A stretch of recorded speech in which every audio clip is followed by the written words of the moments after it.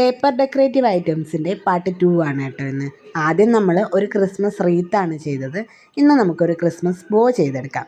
ട്രീയിലും റീത്തിലും ഒക്കെ വെക്കാൻ പറ്റിയ ഒരു അടിപൊളി ബോയാണ്. അതിന് നമ്മൾ ഒരു സ്ക്വയർ ഷേപ്പിലുള്ള പേപ്പർ എടുക്കണം കേട്ടോ.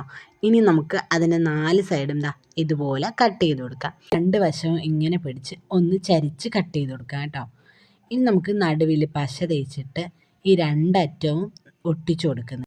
പിന്നീട് നമ്മൾ അപ്പുറത്തെ സൈഡിൽ ആ 2 വശവും കൂടി നടുവിലേക്ക് ഒട്ടിച്ചു കൊടുക്കുന്നുണ്ട്. അപ്പോൾ 4 വശവും ഇങ്ങനെ ഒട്ടിച്ചെടുക്കുമ്പോൾ നമുക്ക് ഏകദേശം ഒരു ബോയുടെ ഷേപ്പ് കിട്ടും.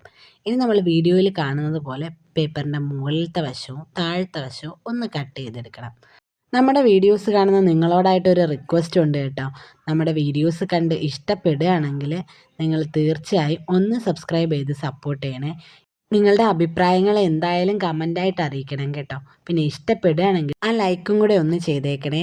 ഇത് ഇടയ്ക്കിടയ്ക്ക് ഇങ്ങനെ പറയാൻ കാരണം നമ്മുടെ സബ്സ്ക്രിപ്ഷൻസൊക്കെ വളരെ കുറവാണ് കേട്ടോ.